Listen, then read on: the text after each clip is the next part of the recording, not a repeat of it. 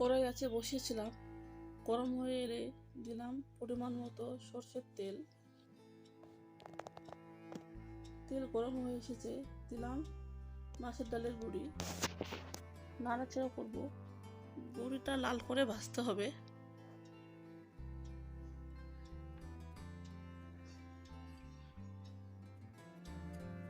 বড়ি ভাজা হয়ে গেছে, এবারে তুলে নিব।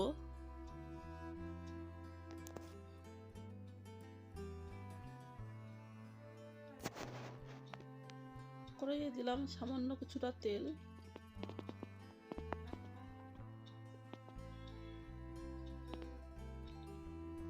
টুকরো করে কেটে রাখা বেগুন, সামান্য লবণ,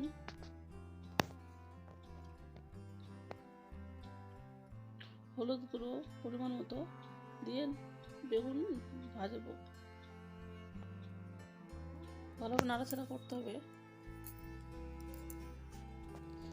যখন বেগুন ভাজা হয়ে গেছে নামিয়ে নেব।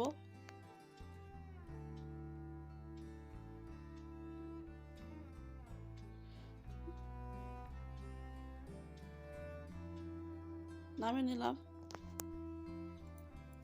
ওই কড়াইয়ে দিব আরো কিছুটা তেল, ফোড়নে দিব টুকরো করা দুটো শুকনো লঙ্কা, দিয়ে একটু নাড়ব। দিব কুচানো মটর শাক,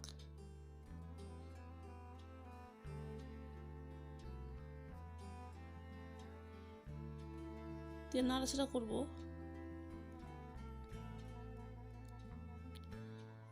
দিব সামান্য লবণ, হলুদ গুঁড়ো দিয়ে চেরা কাঁচা লঙ্কা দিয়ে নাড়াচাড়া করব।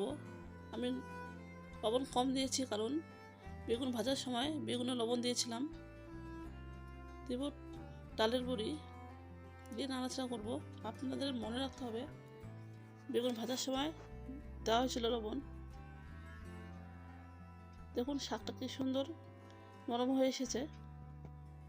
তো সামান্য পরিমাণের জল,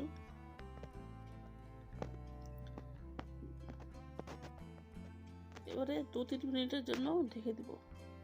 2-3 মিনিট পরে ঢাকনা খুলে নিলাম।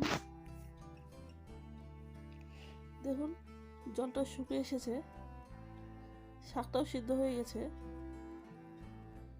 এবারে দিব জলে গুলানো চালের গুঁড়ো দিয়ে নাড়াচাড়া করব।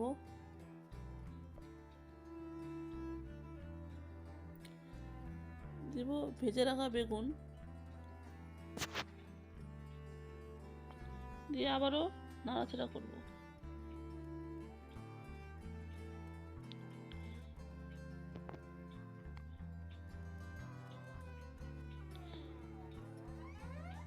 দেখুন কি সুন্দর গামাখামাখা হয়ে এসেছে। দিলাম শুকনো খোলায় ভেজে রাখা জিরে গুঁড়ো দিয়ে ভালোভাবে নাড়াচাড়া করতে হবে। দেখুন শাক বেগুন একসঙ্গে মিশে গেছে। এবারে নামিয়ে নিলাম। আপনারা বাড়িতে খুব সহজে বানিয়ে নিতে পারবেন ডালের বড়ি দিয়ে মটর শাক। কেমন হয়েছে আপনারা আমাদের জানাবেন। প্লিজ লাইক করে দিবেন, চ্যানেলটাকে সাবস্ক্রাইব করবেন।